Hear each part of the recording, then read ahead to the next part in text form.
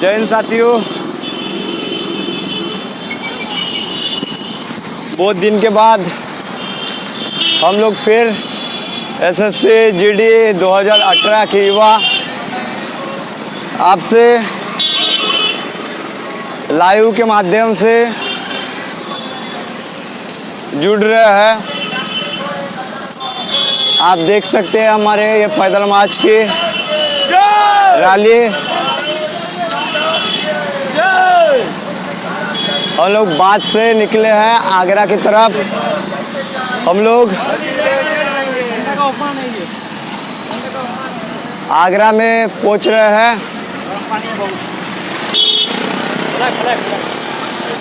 और आज हम लोग प्रेस कॉन्फ्रेंस ले रहे हैं आगरा के शहीद पार्क में।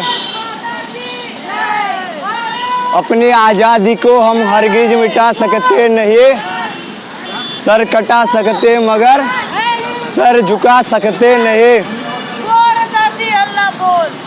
बड़ी मुश्किल से हम लोग को आज़ादी मिली है, उसके लिए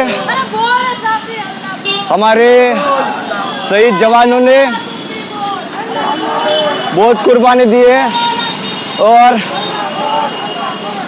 हमारे क्रांतिकारों ने अपने खून से ये आज़ादी छीनी है।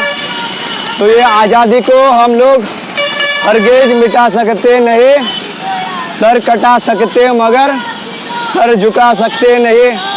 पिछले 44 दिन से हम लोग नागपुर से दिल्ली पैदल मार्च कर रहे हैं और हमारे साथ विभिन्न राज्यों से लड़के लड़कियां साथ चल रही है। आज हमारे पैदल मार्च में 200 लड़के शामिल हैं और 200 लड़के एक स्टेट के नहीं है, पूरे भारत के हैं। बोलते हैं ना,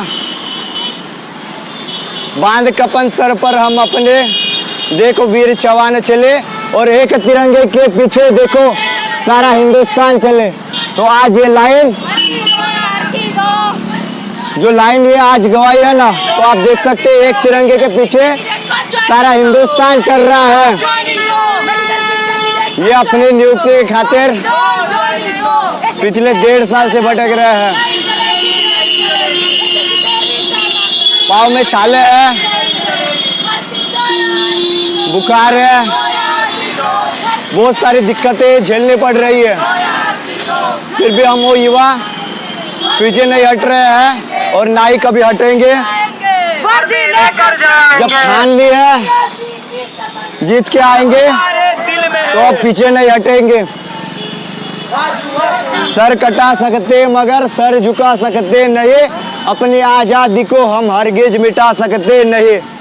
पिछले 44 दिन से जो पैदल मार्च की यात्रा करते हुए अपने युवा देश के खातिर मरने के लिए तैयार है, वही युवा आज रास्तों पर कड़कती धूप में पैदल मार्च कर रहे हैं आगरा में।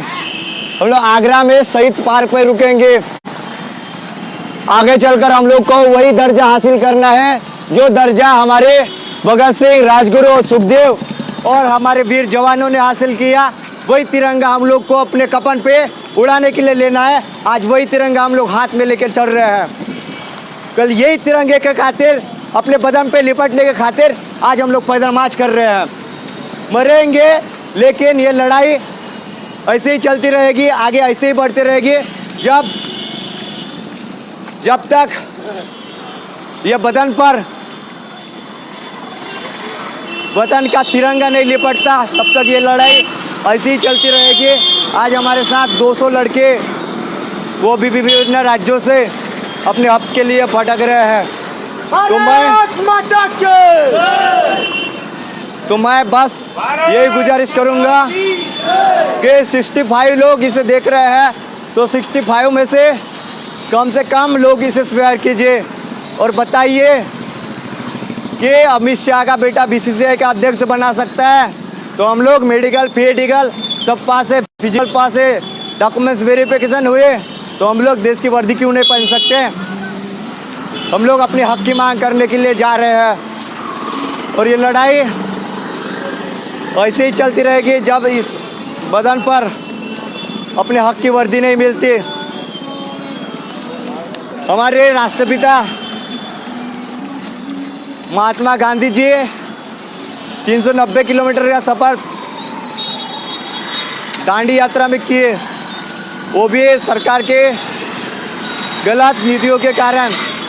आज वही हम लोग करने जा रहे हैं, लेकिन सरकार ये भूल रही है कि गांधी जी के भी दो दल थे, एक गरम दल था और एक नरम दल था। तो मैं बताना चाहता हूँ सरकार को, सर हम लोग पिछले 17 महीने से लड़ रहे हैं। इसका मतलब ये मत समझिए कि हम लोग एक गाल पे मारने के बाद दूसरा गाल आगे करेंगे। हम लोग वो भी है। आपने बोला था ना, ये पुराना भारत नहीं है, ये नया भारत है, ये घर में घुस के भी मारता है। तो ये बात सर हम लोग सच करेंगे, जरूर सच करेंगे। हम युवा हैं और हम युवाओं को आप ऐसे ही कमज़ोर मत समझिए। हम लोग अपनी बात मान रहे हैं कि हम लोग किसी को तकलीफ नहीं पहुंचाना चाहते। देश वर्दी की खातिर हम लोग भटक रहे हैं, जिस देश के सेवा करने की खातिर हम लोग भटक रहे हैं, उस देश को हम लोग आँच आने नहीं देंगे।